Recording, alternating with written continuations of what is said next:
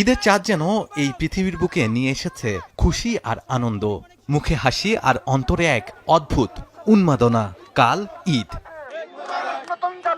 সবচেয়ে বেশি খুশি পরিবারের ছোট্ট সদস্যরা। তাই পরিবারের বড় সদস্যদের হাত ধরে অনেকেই ছুটে এসেছে চাঁদ রাতের আনন্দ মিছিলে।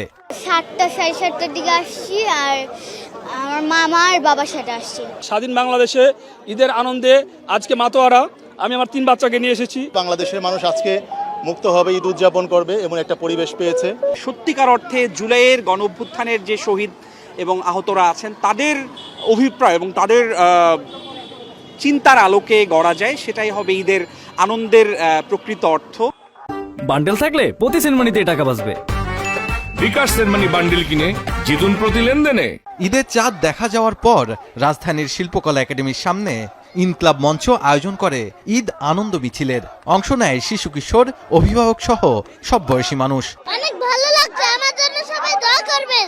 অনেক ভালো, যেটা আমি ভাষা আসলে প্রকাশ করতে পারবো না। অনেক ভালো লাগতেছে আমার, এই কারণে বাচ্চাকে নিয়ে আসতে পারছি, এটা আরো বেশি ভালো লাগতেছে। এই প্রজন্মের মাঝে যে ঈদের যে নতুন আলোক ছটা, এই চাঁদের যে নতুন মায়া, এটা ছড়িয়ে দেওয়া।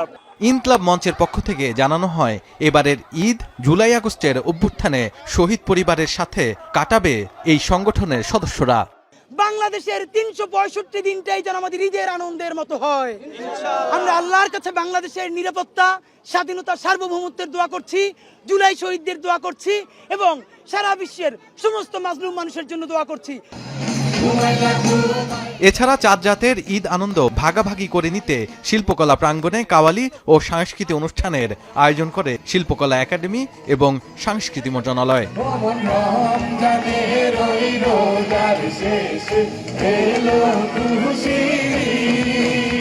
এমন আয়োজন ঈদ আনন্দ অনেকাংশেই বাড়িয়ে দিয়েছে, এমন মন্তব্য করেছেন দর্শনার্থীরা।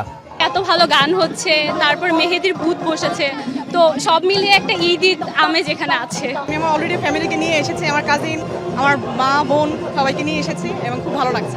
বাড়িতে না গেলেও বাড়িতে এই আনন্দটা এখানে ফিল করতে, এটা আমাদের খুবই ভালো লাগছে। আমার বের হওয়ার পরিকল্পনা ছিল না, কিন্তু যখন এ ধরনের একটা আয়োজন দেখছি, আমার ভিতর থেকে একটা আগ্রহ জাগছে, না অ্যাটেন্ড করা উচিত। চাঁদ রাতে মেহেদি দেয়া সহ নানা আয়োজনে রঙিন হয়ে ওঠে শিল্পকলা প্রাঙ্গণ। আনন্দমুখর এমন আয়োজনের ধারাবাহিকতা চান উৎসবে অংশগ্রহণ করা সবাই। এই শহর সেজেছে নতুন রূপে, আলোকসজ্জা, গান কিংবা নানা ধরনের আয়োজন সবকিছুই আছে এই শহরে, কারণ আগামীকাল ঈদ। আর ঈদকে কেন্দ্র করে এখানে যেমনি আলোকসজ্জা দেখতে পাচ্ছি, তেমনি ঢাকা শহরের বিভিন্ন অলিগলি, নানা জায়গায় দেখেছি নানা ধরনের আয়োজন।